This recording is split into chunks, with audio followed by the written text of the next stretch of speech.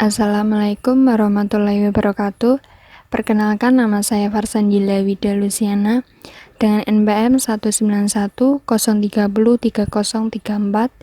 S1 Pendidikan IPA, Fakultas Keguruan dan Ilmu Pendidikan Universitas Tidar. Di sini saya akan menyampaikan materi biologi umum dengan dosen pengampu Dr. Ahmad Mulizin, SPD, MPD. Nah, teman-teman, di sini saya akan membahas mengenai hereditas. Terdiri dari 4 subbab, yaitu yang pertama hukum Mendel 1, yang kedua hukum Mendel 2, dan yang ketiga pengembangan hukum semu, dan yang keempat hukum Hardy-Weinberg. Nah, sebelum menginjak ke materi, teman-teman tahu nggak sih apa itu hereditas? Hereditas sendiri merupakan peristiwa terjadinya pewarisan sifat dengan mengikuti pola-pola tertentu. Nah, hereditas ini berkaitan dengan hukum Mendel. Hukum Mendel sendiri merupakan hukum hereditas yang menjelaskan mengenai prinsip-prinsip penurunan sifat pada suatu individu. Nah, yang pertama yaitu hukum Mendel 1. Pada pembentukan gamet terjadi pemisahan ales secara acak. Saat pembentukan ini terjadi proses meiosis, di mana pasangan tadi memisah pada tahap anawase. Saat akhir meiosis, satu gamet hanya memiliki satu alel. Proses pemisahan gen ini disebut dengan segresi gen. Nah, dalam hukum Mendel ini terdapat beberapa istilah. Yang pertama itu genotip. Genotip sendiri merupakan sifat dasar yang tidak tampak bersifat menurun. Dengan simbol bisa dilihat ya teman-teman.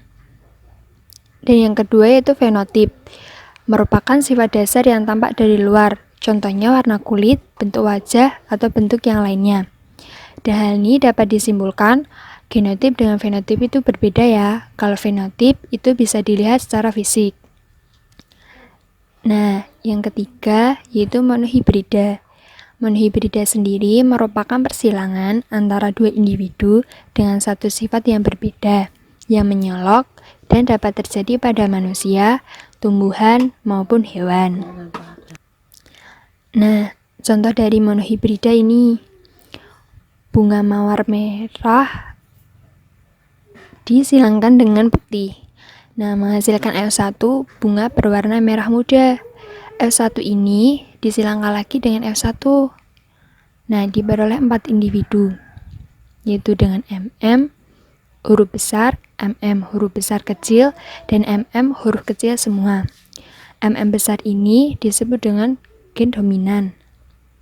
Nah, MM kecil itu disebut resesif.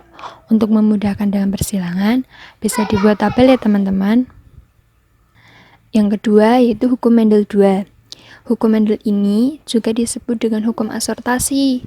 Hukum asortasi sendiri merupakan hukum berpasangan atau penggabungan secara bebas yang setiap gen atau sifatnya bebas dengan gen atau sifat lain.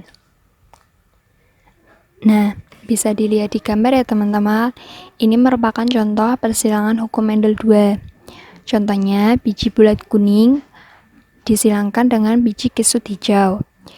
Bisa dilihat gamet yaitu B besar dan K besar, dan B kecil dan K kecil. Nah, kita bisa mengambil gamet itu satu saja ya. Misalnya, itu kan BB, B-nya itu besar semua. Nah, kita ambil satu saja. Setelah disilangkan, menghasilkan F1, biji bulat berwarna kuning, 100%. Lalu, F1 disilangkan dengan F1. Biji bulat kuning disilangkan dengan biji bulat kuning. Dan menghasilkan 16 individu. Bisa dilihat ya teman-teman. Nah, bisa dilihat di tabel. Biji bulat kuning itu bisa ditandai dengan B besar dan K besar. Itu biji bulat kuning. Sedangkan B besar dan K kecil itu merupakan biji bulat hijau. Sedangkan B kecil, K kecil itu kisut hijau. Nah, dalam hukum Mendel 2 ini terdapat persilangan, yaitu persilangan resiprok. Resiprok merupakan persilangan yang merupakan kebalikan dari persilangan sebelumnya. Nah, dalam hal ini, gamet jantan yang memiliki serbuk-sari dan gamet betina yang memiliki putik itu memiliki kesempatan yang sama dalam pewarisan sifat yang diturunkan ke generasinya. Dalam hal ini, hukum Mendel 1 dan 2 tidak dipengaruhi oleh gametnya, baik jantan maupun betina. Nah, bisa dilihat di gambar ya teman-teman, persilangan resiprok itu bisa terjadi antara arcis berbuah hijau dengan arcis berbuah kuning. Bisa dilihat gametnya H dan H besar dan H kecil. Diperoleh F1 itu buah hijau.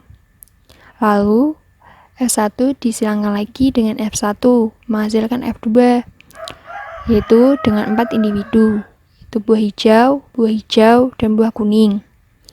Bisa dilihat simbolnya. Lalu terdapat tulisan persilangan resiprok. Kenapa hasilnya sama? Sesuai teori tadi, antara gamet jantan dan betina itu memiliki kesempatan yang sama dalam pewarisan sifat.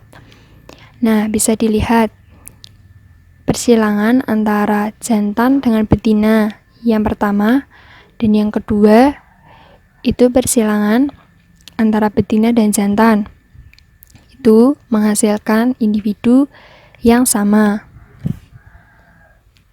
Lalu yang kedua ada backcross. Backcross sendiri merupakan persilangan yang terjadi antara keturunan F1 heterozigot dengan induk yang homozigot dominan. Nah, diingat-ingat ya, F1 heterozigot dengan induk yang homozigot dominan. Nah, bisa dilihat di gambar ya teman-teman, itu persilangan antara bunga di ketiak batang dengan bunga di ujung batang. Diperoleh gamet K besar dan K kecil. Dan diperoleh F1 KK, bunga di ketiak batang 100%. Lalu kita silangkan lagi nih, F1 heterozigot dengan induk yang homozigot dominan.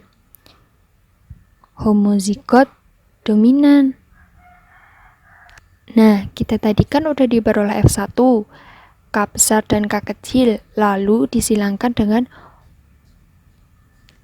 induk yang homozigot dominan. Kita lihat homozigot dominan tadi yaitu KK dengan huruf besar semua, lalu diperoleh gamet, lalu disilangkan, diperoleh bunga letak di ketiak batang dengan bunga letak di ketiak batang, itu dengan fenotip yang sama akan tetapi genotip yang berbeda.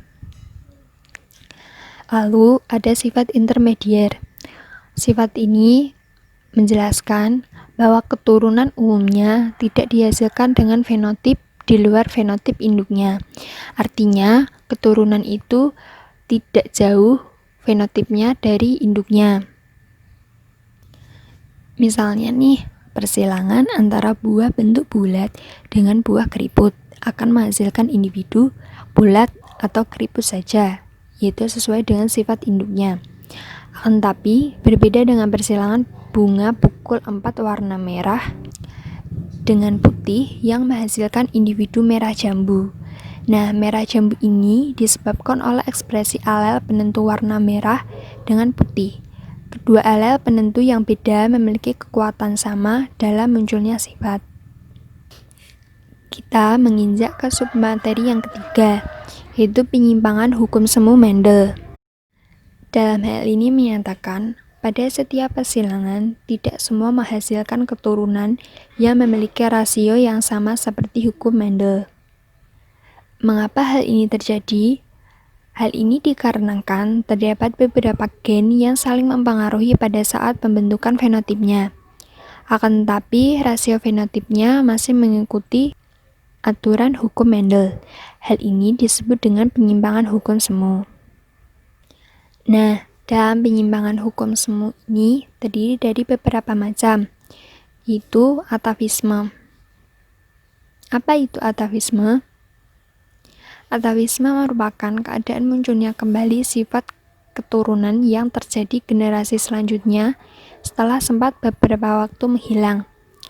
Interaksi yang terjadi antar gen menghasilkan keturunan yang berfenotip berbeda dari induknya. Nah, atavisme ini diterapkan pada kasus jengger ayam. Nah, bisa dilihat ya teman-teman, jengger ayam itu terdiri dari 4 jenis, yaitu single, PA, walnut, dan rose.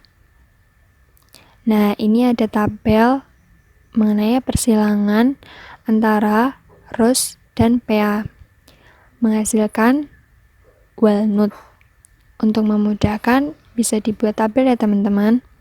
Di sini terdapat 16 individu dengan rasio fenotip 9:3:3:1. Atavisme ini sama dengan bersilang di hibrid, tapi terdapat 4 tipe jengger dengan 2 tipe jengger baru, yaitu walnut dan single. Bisa dilihat ya.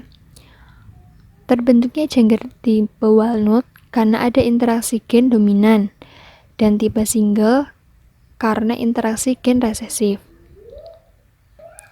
Bisa dilihat ya teman-teman, single itu interaksi gen resesif.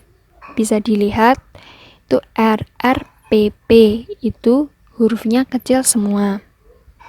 Sedangkan walnut gen-gen dominan itu RRPP, R besar, R kecil, P besar, dan P kecil.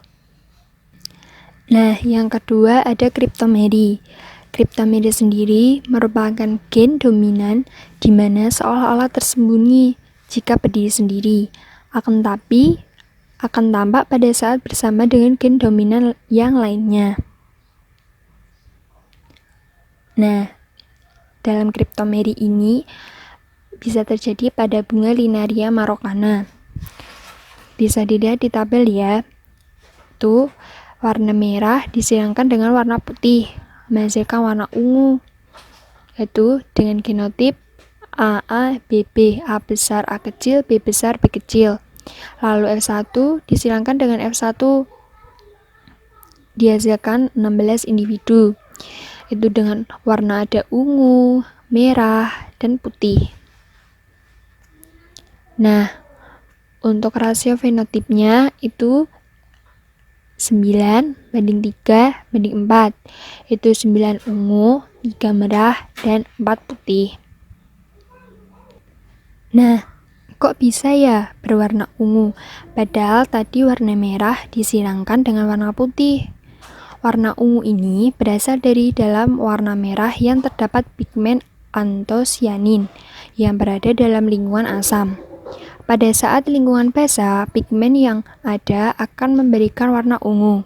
Jika tidak ada pigmen antosianin di dalam plasma, baik lingkungan asam atau basah, maka keturunan akan berwarna putih.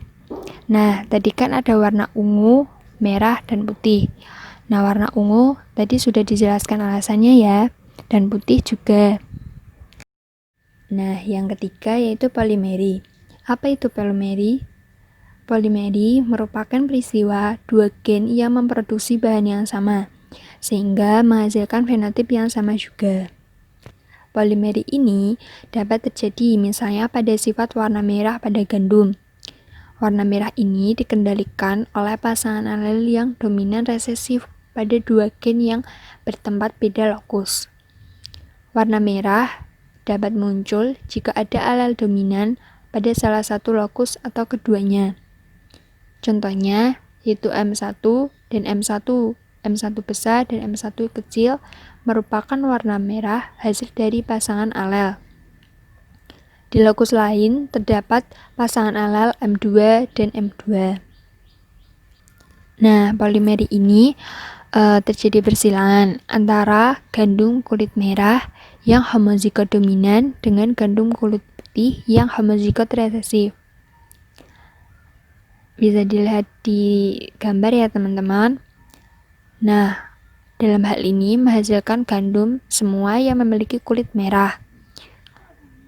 Nah, apabila F1 disilangkan kepada sesamanya, menghasilkan keturunan gandum kulit merah dibanding kulit putih, yaitu 15:1. Bisa dilihat di tabel. terdapat 16 individu. Lalu ada epistasis dan hipostasis. Apa itu? Dalam dua hal ini merupakan yang berbeda ya.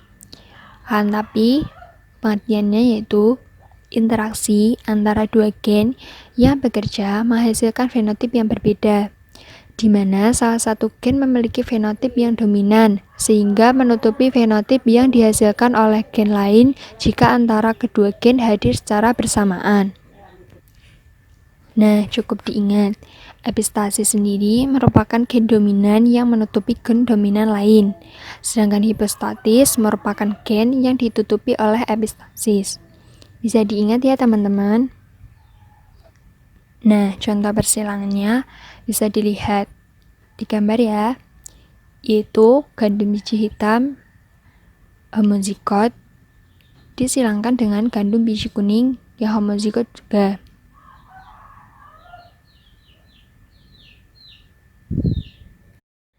Nah, bisa dilihat tabel ya teman-teman. Ada warna hitam, kuning, dan putih. Dapat dilihat 3 warna gandum yaitu hitam, kuning, dan putih. Pigmen warna hitam dan kuning terbentuk karena memiliki 2 gen yang berbeda, di mana masing-masing dikendalikan resesif oleh sepasang alel. Pada persilangan F1 menghasilkan 100% gandum biji hitam. Sedangkan pada F2 menghasilkan perbandingan gandum biji hitam banding kuning banding putih yaitu 12 banding 3 banding 1. Bisa dilihat di tabel menghasilkan 16 individu ya. Dan yang terakhir yaitu hukum Hardy-Weinberg. Hukum ini menjelaskan mengenai keseimbangan yang bersifat sistematis dalam sebuah populasi. Persentase 100% harus ada pada A dan A besar dan A kecil dalam memperhitungkan semua gamet pada populasi gen saat ini.